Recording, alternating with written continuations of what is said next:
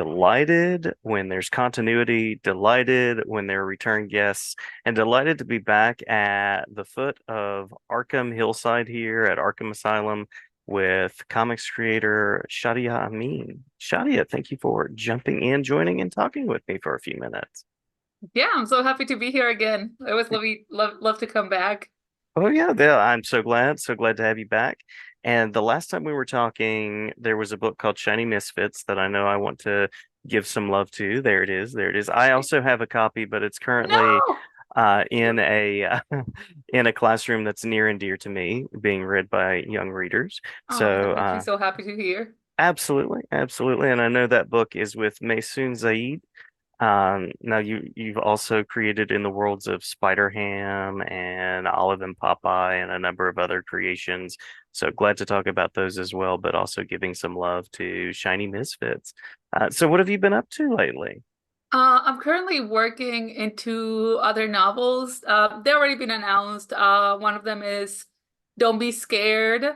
And it's about a kid who basically it's an Iranian Pakistani kid who Hmm. bonds with his dad over horror stories of his culture, and then he makes new friends that are also first generation immigrants, Cool, cool. and they all bond over horror stories of their cultures. It is written by Sadia Faruqi, Uh-huh. so I'm really excited to be doing this with her. Yeah, And yeah. then yeah, no, it's super cool. And then I'm working coincidentally, like we all have very close, similar names because then I'm working also on Mixed Up. But that is Mixed Up is the first one of a trilogy, and it's about the actress Sarah Amini, Hmm. Hmm. who it just talks about her being Iranian Colombian, and I'm also Arab Colombian, but differently. It's just it's like the Lebanese heritage from my dad, Palestinian heritage from my mom. Yeah, yeah. But I'm still considered Arab Colombian. So, so it's just in her perspective of growing up and dealing with a lot of things, being mixed race because like it's either too Latina for the Arab kids or too Arab for the Latino kids. So she was struggling with all that and then just dealing with like a little bit of casual racism growing up too. Hmm. Hmm. Yeah, really interesting. And Faruqi is a big name in young adult lit, so that's very I exciting. know. I Yeah. did not expect it to get chosen. And it's a horror story, which I'm like, I've been so excited Uh-huh, uh-huh. to work on. So yeah, I'm just like very like, oh, let's make this Junji Ito for kids, but I know I can't compare to that man. But it's just like, okay, but like let's see what he does, and I'm gonna hopefully goes like kind of put some of his like craftsmanship into the horror stories. Hmm. Hmm. But you don't know, we're such different styles. I cannot say like, oh, I'm trying to replicate Junji Ito. Like I know I can't. Okay, The inspiration is there. The the inspiration is there. inspiration is there exactly. Love it. Well, looking forward to those books and uh really enjoyed Shiny Misfits. I got a copy. It's been several months ago now.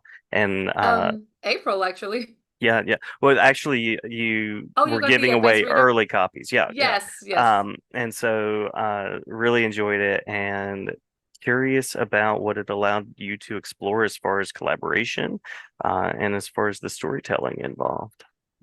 So that was actually a very interesting experience because I had to draw somebody who was disabled, and I am not disabled myself, so it's something that really worried me at the moment of having to write it, and not just not write it, draw it. And it's just especially how can you be respectful to somebody with cerebral palsy? Because a lot of the time people tend to draw almost a mockery of people with disabilities, Hmm. or even making them look like they just need sorry, they need pity, or they're kind of like a lamp character. So I'm glad my Soon story was shows how disability affects her as a character, but it's not the central point of the disability. And the way to portray it, I basically took my every note my Soon told me about how to draw Bayan, I took it as gospel. If she told me make her shake more, I'll be like, I'm gonna make her shake all you want, okay? I am not telling you no. In fact, she encouraged me to push a lot of the expressions. As you can see, like Bayan kind of twists her face a lot. See her eye twitches a lot. Her hands claws a lot. And those were like my son was telling me like, yes, I need more of that Mhm. just because it just shows that she's kind of losing control of her not of her nervous system, but she's kind of it's to show like how it manifests in her specifically is what I'm Mhm. trying to say. Yeah. Yeah. So it was definitely a very interesting experience. Definitely and she knows that I told her many times that it was very nerve-wracking because you never know somebody who tries to come here with bad faith criticism to be like, why is an able artist drawing a disabled character despite the fact that my soon specifically wanted me and nobody else to be the artist of it? Mhm. Mhm. Yeah. So yeah, it was definitely a very interesting. It was very eye-opening. It actually also made me be more aware of also how I portray background characters because you will just have like the one disabled person. So my student told me to incorporate more disabled kids here and there just to show that it's not like the one disabled character lives in a vacuum. Mhm. Mhm. You can find so many disabilities. So I added kids on wheelchairs. I'm pretty sure I added one character with a prosthetic, background character with a prosthetic, and I will put the occasional diabetes patch on a kid here and there. Mhm. Mhm. Yeah. Well, great sort of way of exploring the human experience and also empowering representations of people with disabilities. I know there are not that many out there, so that's one of the things that struck me about the book is how sensitive you are to it, and that authenticity definitely shows through from my Soon's work with you on it. Mhm. Okay, I'm glad. I'm glad to hear it. Yeah, yeah. What do you hope that as readers engage with the book, what do you hope they take away? I think definitely take a sense of respect towards minorities, and especially when people portray them. I still see a little bit too many modern novels. Um, and I don't want to get into specifics where they portray Mhm. either people of color or disabled people in a second position. Mhm. Mhm. Like, oh, either you are the best friend character or you're the assistant to the white royals, Mhm. Mhm. or every person who is right tends to be like the voice and reasons tend to be the able slash the white person, Mhm. which I see a lot. And the one that I keep like I also see is like this thing where like there's a white man character but then several people of color are all of the best friends, and they're Yes. Uh-huh. all have one aspect of them Mhm. where like, oh, of course the black best friend, and she's very angry and very like strawman SJW stereotype, and I'm just here reading it like, no, oh my God, no. Right, right. Yeah. And that is something that I see even, and even you hope that with the book people will like understand that, but in fact, coincidentally, my student and I were laughing about the same Goodreads review. She like brought it up, and I was like, I know which one you're talking to, Mhm. because sometimes, like, I'll be honest, I do read their reviews because sometimes they might have a take where I'm like, okay, that is a valid point to have. Mhm. I'm not gonna Mhm. take a bad review as like a personal attack most of the time, because sometimes it's like, hey, like I just didn't like the way certain character acted and I think it could have been addressed better. Like I was like, okay, yeah, that's fair. Mhm. Mhm. It's gonna be. But the one that my soon la was laughing about, that I also read it, that I was just like, what the hell is this? It's because it's like I didn't like any character, not even the disabled girl. And I'm just like, my son and I were both like, she's not like a little puppy that you're meant to pity or even just like just for the fact that she's disabled. You're infantilizing her. You Yeah. literally missed the point of the book. Yeah.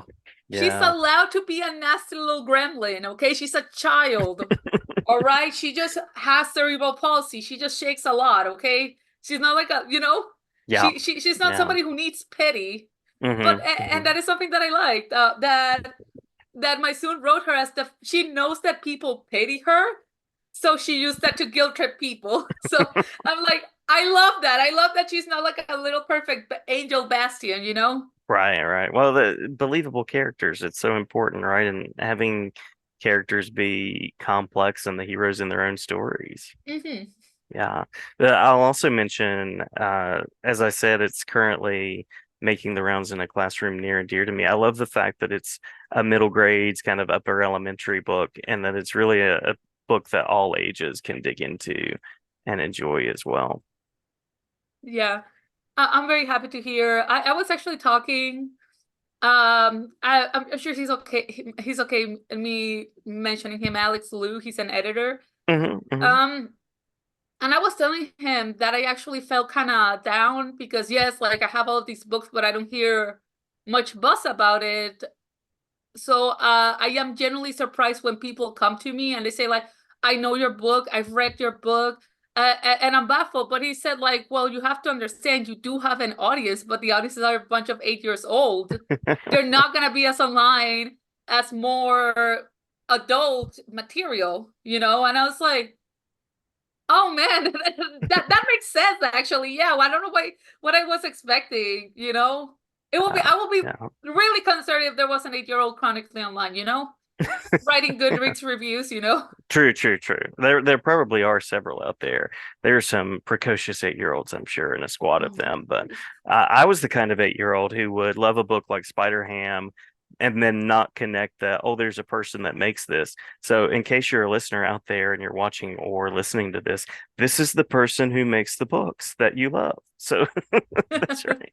That's right. Um, so you mentioned you have a couple of works in development, and I'd love to give you the space to talk about that. Any creative vision ahead that you'd like to mention. And then, of course, I always like to give space for people to talk about where they can connect with readers and things of that nature as well. yeah.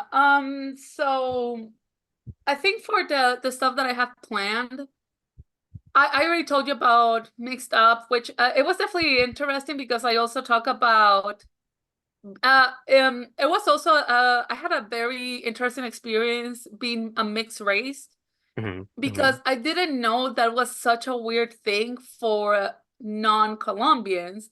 It is so normal for Colombians, like, oh yeah, your Arab name.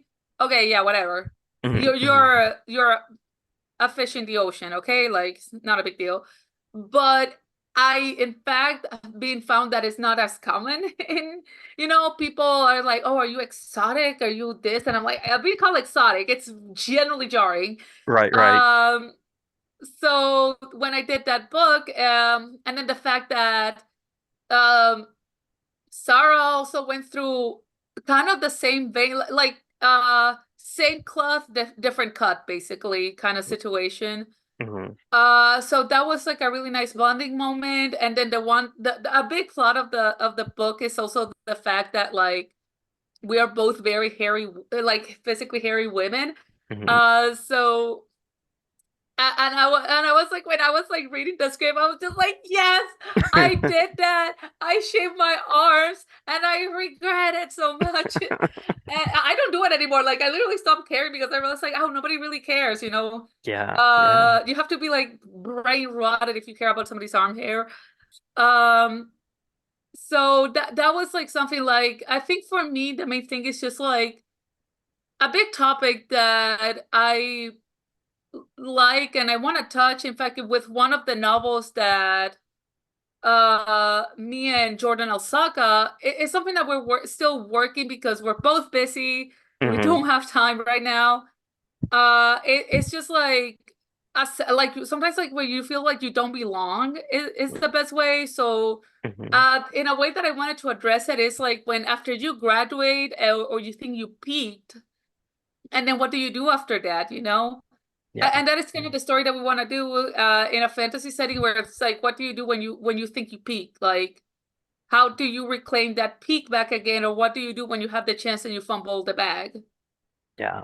Yeah. Yeah, it's kind of the story. Like I told him the themes.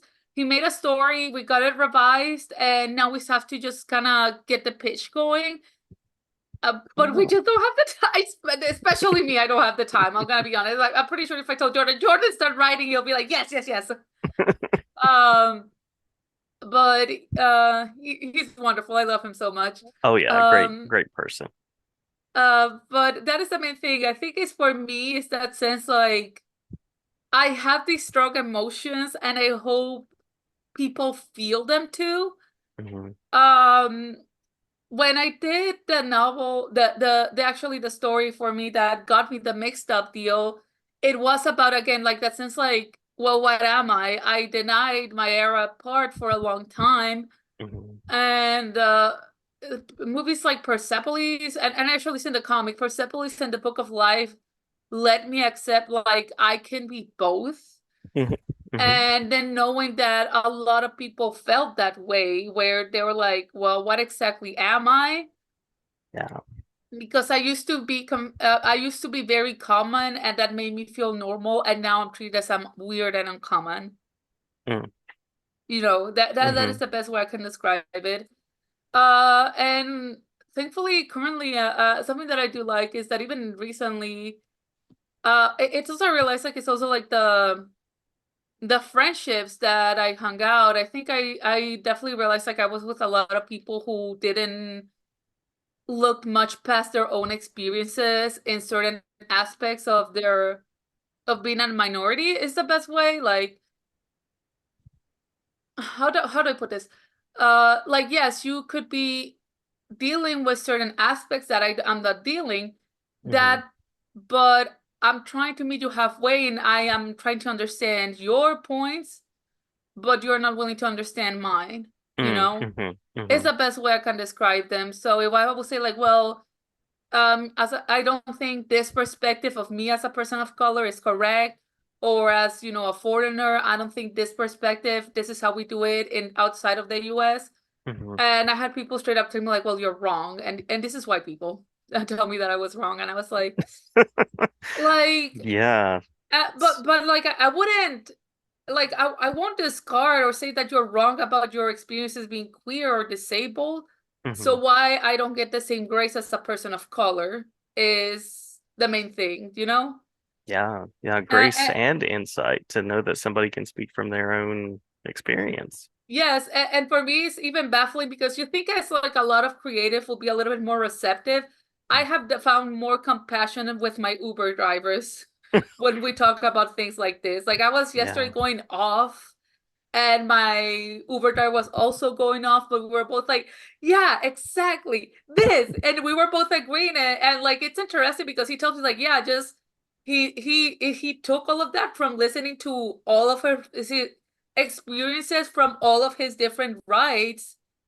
So he's aware of his perspective or the Hmm. position that he was in. And I'm like, why is that so hard for people who then want to write these stories um and be like connect with me, but you're clearly unable to connect or at least try to show empathy for others is the best way I can describe it. It's weird.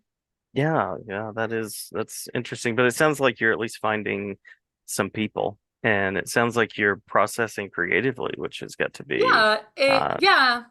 I think a part of it is definitely definitely I'm not gonna say like I did definitely had to do some exercise of myself, like why am I hanging out with people like this in my hmm. life? Hmm. What am I bringing to the table that those are the type of people who want to be with me? That made me really reconsider myself a lot as a person. And also, it's definitely, I think it's also the fact that you grow up. Definitely having more adult friends, or at least people who are willing to converse. It has been nice, much nicer. Hmm. Will have those past people in my life grown up? I hope so. If they Yep. haven't, that's not my problem, to be honest. They're not in my life anymore. Yeah. Yeah. Well, Uh, and I love that you're putting the stories out there and your own experiences out there because these are experiences that I'm sure people don't get the chance to talk about at all. And Yeah. so great that readers out there can connect and learn something or see themselves in some way in some of the things that you're sharing. Hmm. Yeah. I think that was a weird rant. Or I hope not. But I think the main thing that I want to take out is from it's just listen to others. Like you're allowed to be frustrated with your life. Mhm, Um, but that doesn't mean that others cannot be afforded kindness, mhm, uh, mhm, even if they're coming from a different perspective that you are. I think everybody sometimes they're so wrapped up in their own little things that they're unable to look past when others are the ones who need the being uplifted at the moment. yeah. Um, and I think, it's definitely respecting people. Like again, like how it comes to Shiny Misfits, like respecting them, but not to the point that you are babying them. Mhm, mhm, Like a big one that I tend to see. And it's interesting also how like the experience changed based on certain other aspects. So that's why intersectionality is so important. mhm, Is, for example, also being neurodivergent because I have definitely talked about this with peers, especially peers of colors, and how a lot of neurodivergent white folks, and even some of them are very aware of that position that they're in, definitely get excused a lot. Or they can say, like, well, I'm neurodivergent, you're not allowed to criticize me. But then me and other friends as people of colors are either not afforded that compassion. Me and other people have been told, like, well, that's no excuse by the same people who will defend the white neurodivergent peers, or they will just not be like, well, they have to be held accountable. Like, does that make sense what I'm saying? mhm. Yeah, I yeah. think it's definitely like a little bit of having to treat people like equally. Like you have to be fair with others, and people are not willing sometimes to do that introspection. Mhm. Because that basically is them having to admit that they're nasty. And so what if you're nasty? Like at least if you can, hopefully you are willing to work on that, you know? Yeah, yeah, get better. Get I better. hope like everything that I'm saying is like makes sense about the question and I'm not just rambling. No, no, you're good. It's You're just like good. I was like I'm getting somewhere, but yeah, that's the main thing. I think I think if I had books that made me really look inside myself and think like, what the heck am I doing with my life? I hope I have a book that makes me do that. Yeah. Mhm, Like I remember, like I said, when I read and watched Persepolis, or even recently read, I think the last novel that made me cry was Laura Dean Keeps Breaking Up with Me, mhm, because I mhm. was in a similar situation as Freddie. And it made me think like, man, like why couldn't this book could have come like 2 years before? Right. I needed that book 2 years before. So reading and seeing Freddie doing the same stupid shit that I was doing, Mhm, I, mhm. I was like, God damn it. Like somebody gets it. Somebody gets it. Yeah. But then I see friends who see characters who have the same flaws as them and they get angry.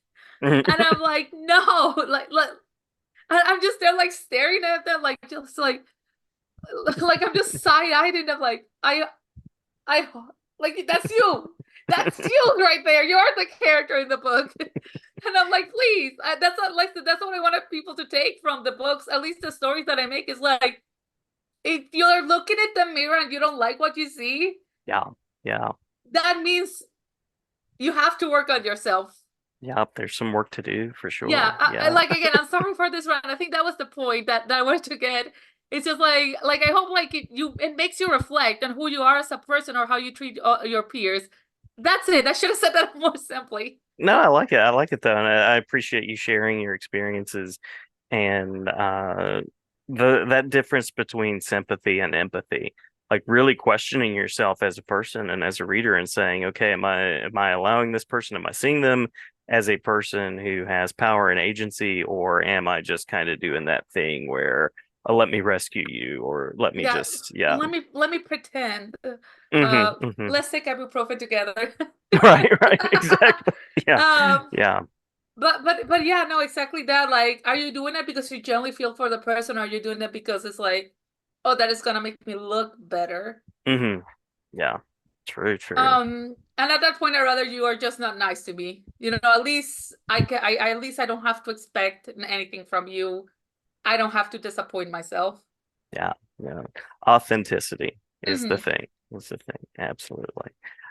Well, I love how you're exploring that in your work, and it sounds like Shiny Misfits is definitely a place to go for that. And it sounds like there's some exciting work on the way as well. Yes. I'm currently just self-indulgent. Yeah, yeah. Well, not really because I'm working once the deadlines are done, which Hmm. hopefully they're gonna be done by mid July. I'm just gonna be indulging because I've been going in Baldur's Gate 3. It's the thing that is Nice. making me go. How is my husband so patient? I don't know. I to the point that I was like, honey, do you care? And he's like, that's a fictional character. Why do I care? I'm like, okay, thank God, at least.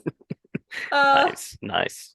yeah. Supportive family members and partners, a Supportive great man, thing. yeah. I was like, okay, I'm gonna romance Scarlet. I'm like, get it. And then he's like, okay, I'm bored of the game. I'm like, no, no, you're so close.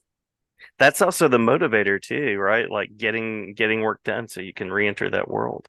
I'm like, I'm here like, I'm desperate. I wanna go back to playing the game, but I can't. I literally, I, I want to so bad, Yeah. and I want to replay God of War too. So I'm like shaking, like, no, I can't because then my entire day will go and I'll have nothing done.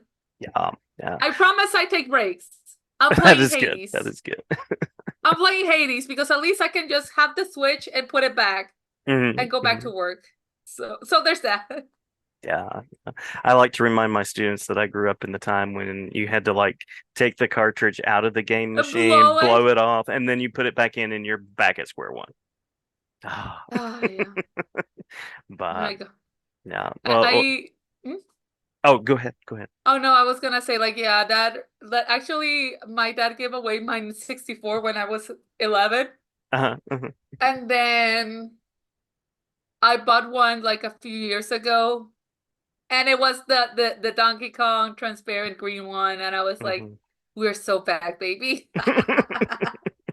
Back in business. Yeah, Absolutely. exactly. Like I play Banjo-Kazooie and Donkey Kong back 64, and I was like, yeah, yeah, we're getting somewhere. Nice, nice.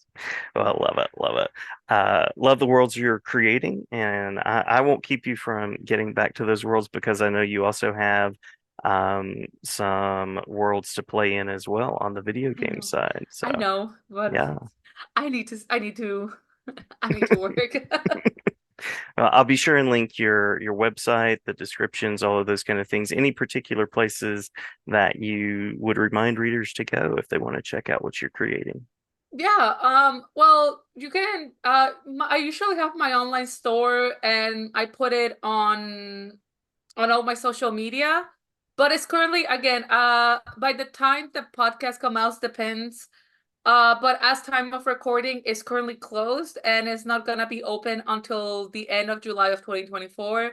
Hmm. Just because Hmm. I'm doing the con season and managing a shop while traveling to cons is a nightmare. So Yeah, yeah. I'll be back, see what I have to restock it, and then I'll open the store. What cons are you stopping at? MomoCon, Florida SuperCon, and HeroesCon. Hmm. And Hmm. I think they're all like in a 2 to 3 months basis each. So I'm not gonna buy new merch. I'm not gonna get new merch. You know, You can only do so much. Yeah. yeah, if it has like a 1 week turnaround, like stickers and prints, yes. If it's like standees and stuff, no, Hmm. no. I'm Hmm. sorry. You have to wait. Yeah, yeah. I totally get that. Um, well, Shadia, glad to have you anytime to talk about the work, and it's always a fun conversation, and we always go to interesting places. So glad to talk with you and Thank looking you. forward to the work that's on the way. Same. I'm so excited. Thank you for having me again. My pleasure, my pleasure. Anytime.